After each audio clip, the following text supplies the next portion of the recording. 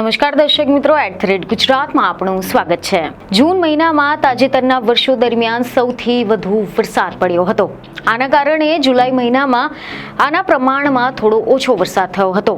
છેલ્લા કેટલાક દિવસો દરમિયાન રાજ્યમાં વરસાદનું જોર ઘટ્યું છે, પરંતુ જિલ્લામાં વરસાદની સ્થિતિ સારી રહી છે। તેમ છતાં પણ ગત વર્ષની સરખામણીએ આ વર્ષે વરસાદમાં ઘટ જોવા મળી રહી છે।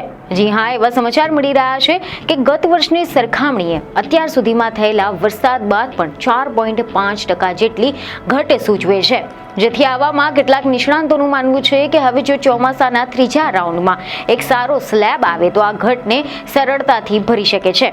તો ચાલો જાણીએ કે ગુજરાતમાં આગામી દિવસો દરમિયાન કેવો વરસાદ રહેવાનો છે અને આ અંગે હવામાન વિભાગની આગાહી શું કહે છે।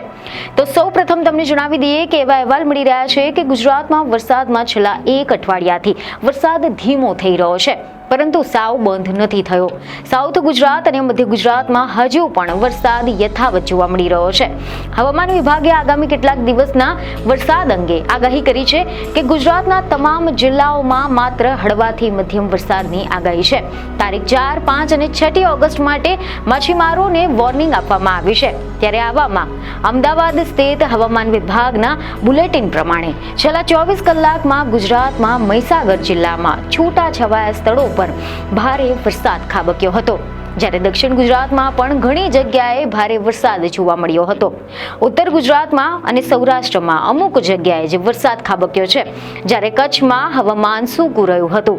અને હવે આવામાં એવા અહેવાલો મળ્યા છે કે હવામાન વિભાગના જણાવ્યા પ્રમાણે અમૃતસર, ચંડીગઢ, શામલી, શાહજહાંપુર, લખનૌ, છપરા, બંકુરાથી લઈને બંગાળની ખાડી સુધીમાં ચોમાસાનો એક ટ્રફ પસાર થઈ રહ્યો છે। આ સિવાય ઉત્તર પૂર્વી અરબી સમુદ્ર અને આસપાસના વિસ્તારો પર એક અપર એર સાયક્લોનિક સર્ક્યુલેશનની રચના થઈ છે, જે સમુદ્રની સપાટીથી 5.8 કિલોમીટરની ઊંચાઈએ સ્થિત છે। તેમજ ઉત્તર ગુજરાત અને પાડોશી રાજ્ય રાજસ્થાન પર એક અપર એર સાયક્લોનિક સર્ક્યુલેશન રચાયું છે, જેની ઊંચાઈ સમુદ્રની સપાટીથી 3.1 કિલોમીટરની છે। જેથી આ બધા કારણોસર હવામાન વિભાગ દ્વારા આજે એટલે કે 4 ઓગસ્ટથી લઈને 9 તારીખ સુધી વરસાદની આગાહી કરવામાં આવી છે, જેમાં એવા રિપોર્ટ મળી રહ્યા છે કે હવામાન વિભાગના વેધર મેપ અનુસાર આજે એટલે કે 4 તારીખથી લઈને 9મી તારીખ સુધીમાં ક્યાંય પણ ભારે વરસાદની આગાહી નથી। 9મી તારીખ સુધી રાજ્યના તમામ જિલ્લાઓમાં છૂટાછવાયા સ્થળો પર ગાજવીજની સાથે હળવાથી સામાન્ય વરસાદની આગાહી વ્યક્ત કરવામાં આવી છે, જેમાં આજે એટલે કે 4 ઓગસ્ટે ગુજરાતમાં કેટલીક જગ્યાએ હળવાથી મધ્યમ વરસાદ થવાની શક્યતા છે, જેમાં બનાસકાંઠા, પાટણ, મહેસાણા, સાબરકાંઠા, ગાંધીનગર, અરવલ્લી, ખેડા, અમદાવાદ, આણંદ, પંચમહાલ, દાહોદ અને મહીસાગરનો સમાવેશ થાય છે।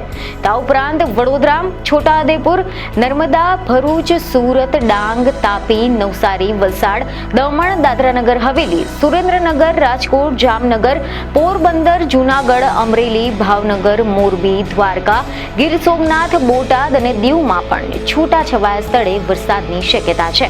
અને ત્યારબાદ આવતીકાલે એટલે કે 5મી ઓગસ્ટે પણ બનાસકાંઠા, પાટણ, મહેસાણા, સાબરકાંઠા, ગાંધીનગર, અરવલ્લી, ખેડા, અમદાવાદ, આણંદ, પંચમહાલ, દાહોદ અને મહીસાગર જિલ્લામાં વરસાદ થવાની સંભાવના વ્યક્ત કરવામાં આવી છે।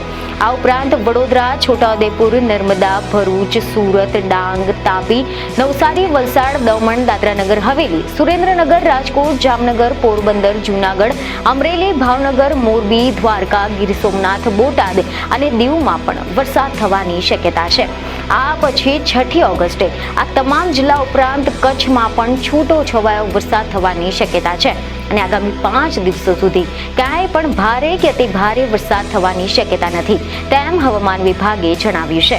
દરેક જગ્યાએ હળવો કે પછી મધ્યમ વરસાદ થઈ શકે છે। ગુજરાતમાં આગામી એક સપ્તાહમાં વરસાદનું ખાસ જોર નહીં જોવા મળે, તેવી જ રીતે કચ્છમાં પણ એક સપ્તાહ સુધી વરસાદ નબળો રહેશે અથવા તો વાતાવરણ સૂકું રહેશે। કેટલીક જગ્યાએ છૂટોછવાયો વરસાદ ચાલુ રહેશે। હાલની સ્થિતિમાં તમિલનાડુના દરિયા કિનારા પાસે એક સિસ્ટમ રચાય તેવી પણ શક્યતા છે, જે દક્ષિણ ભારતમાં અસર કરશે, પરંતુ ગુજરાત પર તેની કોઈ ખાસ અસર થવાની સંભાવના નથી। જો કે મહારાષ્ટ્રના દરિયા કિનારાના વિસ્તારોમાં ભારે વરસાદ થઈ શકે છે અને આગામી દિવસોમાં ગુજરાતમાં પૂર્વ, મધ્ય અને દક્ષિણ ગુજરાતમાં જે વરસાદ થાય તેવી સંભાવના જોવા મળી રહી છે। તો બીજી તરફ એવા પણ અહેવાલો મળી રહ્યા છે કે જૂન મહિનામાં તાજેતરના વર્ષો દરમિયાનનો સૌથી વધુ વરસાદ પડ્યો હતો, જેના કારણે જુલાઈ મહિના દરમિયાન પ્રમાણમાં ઓછો વરસાદ થયો હોવાનું જોવા મળ્યું હતું. તેમ છતાં પણ સરાસરી જળવાઈ રહેવા પામી હતી. જોકે રવિવારની સ્થિતિ પ્રમાણે આંકડાકીય દ્રષ્ટિએ ગત વર્ષની સરખામણીમાં વરસાદી ઘટ જોવા મળી રહી છે. જી હા, આમ જોવા જઈએ તો સત્તાવાર રીતે જૂનમાં ગુજરાતમાં ચોમાસાની સિઝન માનવામાં આવે છે. તેમજ એ મુજબના જ ડેટા એકઠો કરવામાં આવે છે. જે મુજબ 3 ઓગસ્ટ સુધીની સ્થિતિ ઉપર જો આપણે નજર કરીએ તો ગત વર્ષની સરખામણીએ અત્યાર સુધીમાં 4.5% જેટલી ઘટ સૂચવે છે. એવો રિપોર્ટ છે કે ગત વર્ષે અત્યાર સુધીમાં ગુજરાતમાં સરેરાશ 585.83 મિલીમીટર વરસાદ પડ્યો હતો, જે કુલ જરૂરિયાતના 66.35% જેટલો હતો. ચાલુ વર્ષે હજુ સુધીમાં 558.76 મિલીમીટર વરસાદ પડ્યો છે, જે 63.36% જેટલો છે. જોકે ગુજરાત સરકારના ડેટા મુજબ તારીખ 2 ઓગસ્ટની સ્થિતિ મુજબ સૌરાષ્ટ્રમાં સિઝનનો 55% જેટલો વરસાદ પડ્યો છે. આ સિવાય તમામ વિસ્તારોમાં જેમ કે કચ્છમાં 64.16%, ઉત્તર ગુજરાતમાં 65.47%, પૂર્વ મધ્ય ગુજરાતમાં 64.87%, દક્ષિણ ગુજરાતમાં 67.11% સિઝનનો વરસાદ પડ્યો છે. અને વળી એવામાં ગુજરાતમાં ઓગસ્ટ મહિનામાં હવામાન વિભાગ દ્વારા સર્વત્ર હળવાથી મધ્યમ વરસાદની આગાહી કરવામાં આવી છે. એટલે કે ઓગસ્ટ મહિનાની શરૂઆતમાં ક્યાંય પણ ભારે વરસાદ નોંધાવાનો નથી. મેઘરાજાએ મહિનામાં વિરામ લીધો હોય તેવું લાગી રહ્યું છે. તેમ છતાં પણ સૌરાષ્ટ્ર, કચ્છ અને ઉત્તર ગુજરાત સહિત ગુજરાતભરમાં વાવણી લાયક વરસાદ થતા ખેડૂતોએ ખરીફ પાકોનું ઉત્સાહભેર વાવેતર કર્યું છે. એવા રિપોર્ટ છે કે રાજ્યમાં અત્યાર સુધીમાં મોસમનો કુલ સરેરાશ વરસાદ 63%ની આસપાસ નોંધાયો છે. રાજ્યમાં વરસાદનું સમયસર આગમન થતા આ વર્ષે વાવેતર વિસ્તારમાં વધારો થશે.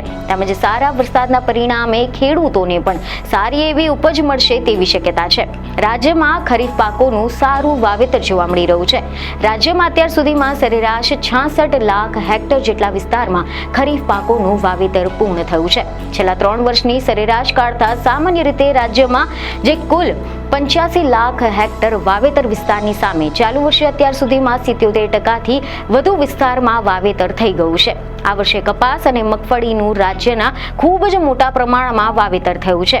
ખેડૂતો દ્વારા અત્યાર સુધીમાં સરેરાશ 20 લાખ હેક્ટરથી વધુ વિસ્તારોમાં કપાસ અને 20 લાખ હેક્ટરથી વધુ વિસ્તારોમાં મગફળીનું વાવેતર કરવામાં આવ્યું છે, જેના કારણે કપાસ અને મગફળીના પાકમાં મબલખ ઉત્પાદન થાય તેવી શક્યતા છે. અને હવે હવામાન વિભાગે કોઈ પણ ભારે વરસાદની ચેતવણી નથી આપી, પરંતુ છૂટાછવાયા વરસાદનો દોર ચાલુ રહેશે તેવી આગાહી કરી છે, જેના કારણે નાગરિકોને વરસાદી માહોલને ધ્યાનમાં રાખીને બહાર નીકળતી વખતે સાવચેતી રાખવાની સલાહ આપવામાં આવી છે. તો આશા છે કે આ માહિતી તમને મહત્વની લાગી હશે. તેથી અમારા વિડીયોને લાઇક અને શેર જરૂરથી કરજો. બીજને ખબરો સાથે ફરી મળીશું. ધન્યવાદ.